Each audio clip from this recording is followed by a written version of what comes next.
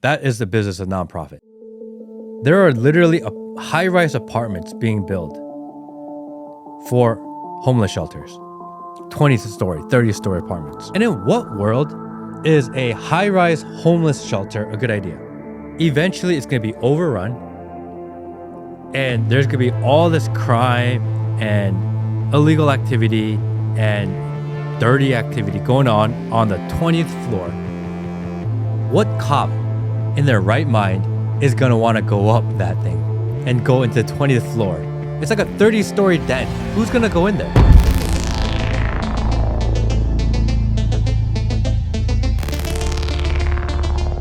While I was in California, while I was in LA, I took maybe like 4 or 5 Ubers every day. And every single time I'm in the Uber, I asked the Uber driver, what's the biggest problem with LA? Every single person says homelessness. Everyone is frustrated with how the homelessness crisis has taken over the city. It's too late. You could address it now. They pour in something like $32 billion a year into this problem. And no matter how much money you spend, the problem gets bigger. The problem has hit escape velocity. There's nothing you can do about it. The only thing you can do is like literally wrap them up and like do it in the most inhumane way possible and just like kick them out and like throw them in a van and drop them off in Mexico. That's the only way you could do this, which is not ideal. Like people, they're still humans. You don't want to do that. If you wait until the problem is so large and people are so fed up that they complain, the problem is often too large. This is what I learned being in LA. This is why San Francisco is concerning, because the problem is large, but it's actually kind of manageable. If they wait until it's so big that they can't control it anymore, that's it. There's nothing you can do about it. And again, these encampments, they're not in front of the nice areas. It's like 1 block away from the nice area. There's like a nice hotel, and then 1 block later, it's just homeless encampments. So this year alone, LA's budget on the homeless problem is $1 billion. It's crazy. Yeah, $950 million. That's just LA's budget. Yeah, that's just not LA. including California budget. Right. That's not including federal assistance. That's not including nonprofit money that goes in. That's not including like for-profit money that goes in.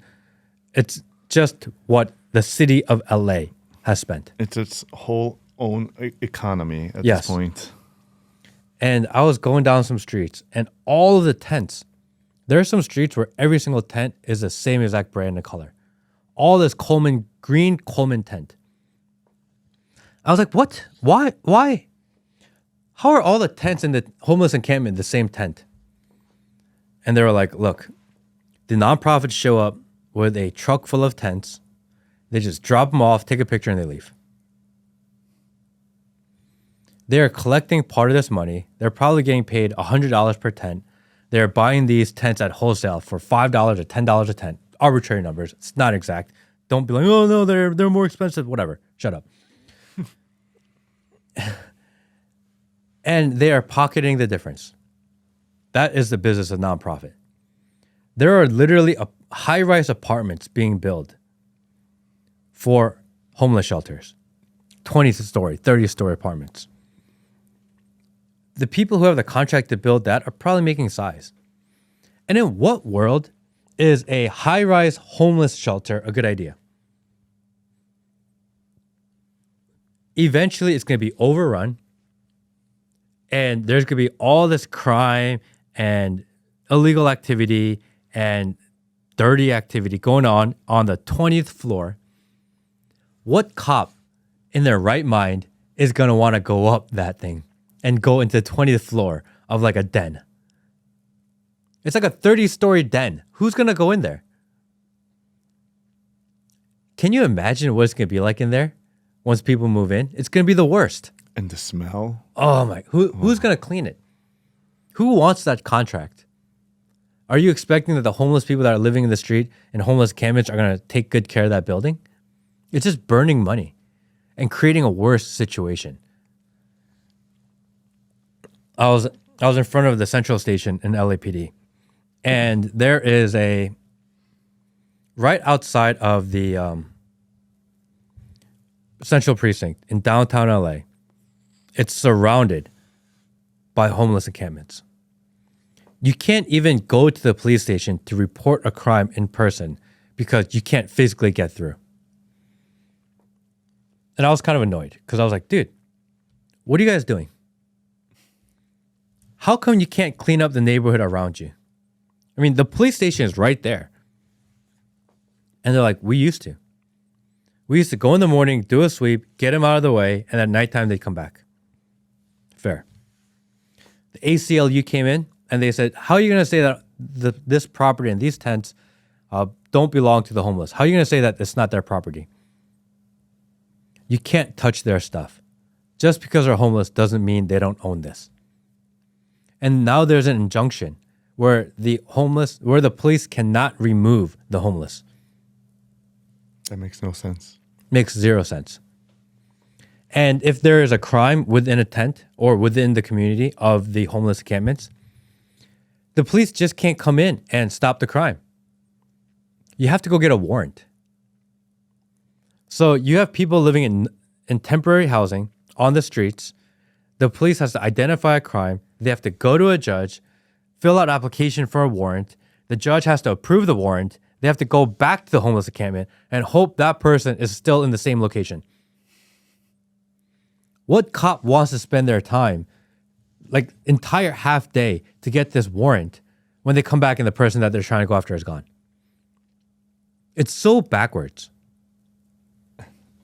I'd be so frustrated if I was those cops. Yeah, I really felt bad for them. Yeah, when you were talking to them, what's their outlook like? Do they have hope that change will come, or are they just dragging their feet? They do it because they think it matters. They think that they're supposed to be doing it. This is what they're cops. They're completely handcuffed by the system.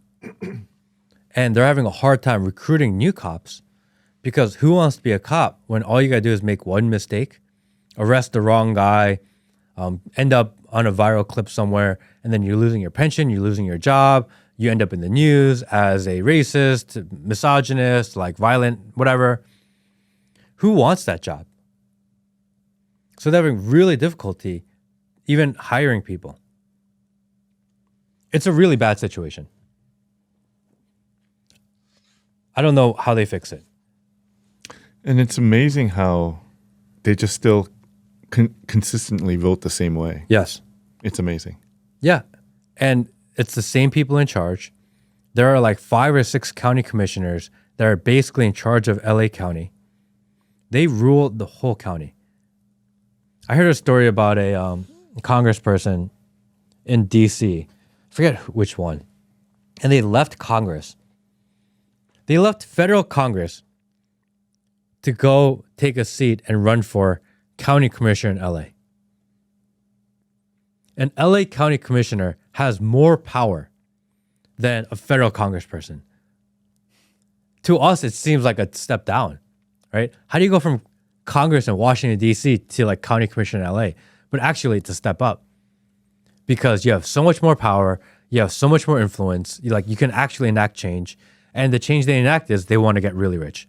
Because even in LA, I got to ride around a helicopter. We'll tell that story. But I got to ride on a helicopter, and one part of LA, like the houses are ridiculous.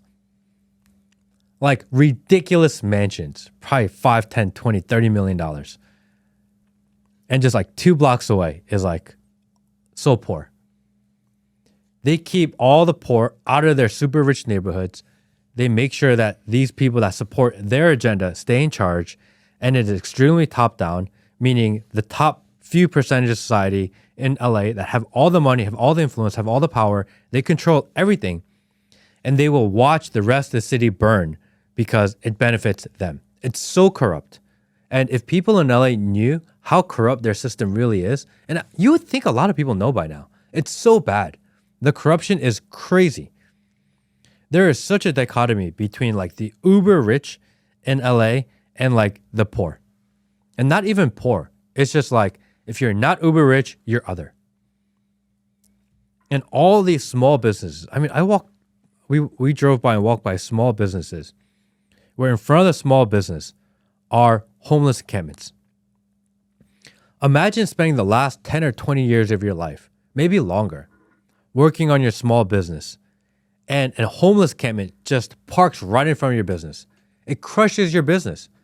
And then it kills the value of your business because there's no business, no one's working there. There's no way to get rid of them. So your business goes down, your revenue goes down. You have homeless people in front of you. You can't sell it because there's no money to pull out of it. You're stuck there. You have to go to work every day, like climbing over the shit, climbing over the drug use, climbing through the tents. You have to go into your store knowing that no one's going to shop there, but this is your only hope because all your money is there.